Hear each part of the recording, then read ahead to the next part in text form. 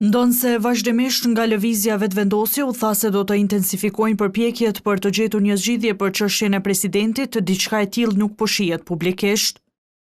Pas takimit mes kryetarit të lëvizjes vetëvendosje Albin Kurti dhe atij të LDK-s Lumir Abdigjiku javën e kaluar, asnjë përpjekje tjetër nuk është bërë. Zyrtarët të vetëvendosjes nuk kanë kthyer përgjigje në pyetjet e televizionit se kur do të bëjnë hapin e radhës për takime me krerët opozitar. Për këtë nuk janë përgjigjur as nga LDK-ja gjatë ditës, ndërkohë nga PDK-ja thanë se nuk ka pasur asnjë lëvizje prej ftesës së fundit dhe kushteve që ata i kanë vendosur pastaj.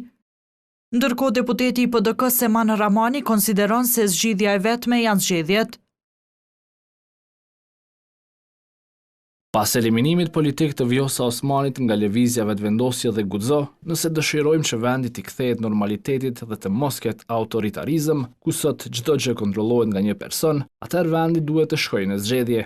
Populli le të vendosë nëse dëshiron autoritarizëm, ku gjithçka kontrollohet nga një njeri, apo demokraci parlamentare, ku populli është ai që vendos. Se vendi po shkon drejt zgjedhjeve të parakoshme, mendon edhe politologu Albinot Maloku. Është nonsens që subjektet parlamentare, opozitare të japin votën për çështjen e presidentit pa një marrëveshje politike. Dhe në këtë rrafsh unë konsideroj që pala, pra subjekti me numrin më të madh në Kuvendin e Republikës së Kosovës, subjekti më i madh parlamentar, do duhet ta dinte se pa një marrëveshje politike tani më nuk ka mundësi të ecet përpara. Gjykata kushtetuese në vendimin e fundit të marsit tha se ka afat edhe 34 ditë për të zgjedhur presidentin, e që i bie se data e fundit për këtë është 28 prilli, në të kundërtën automatikisht do të mbahen zgjedhjet e parakoshme brenda 45 ditësh.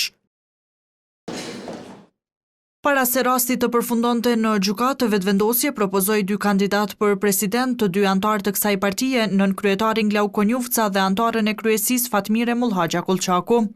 Partitë opozitare kundërshtojnë këtë duke vlerësuar se është e rrezikshme tendenca e vetëvendosjes që të marrë nën menaxhim të gjitha pozitat kryesore në shtet.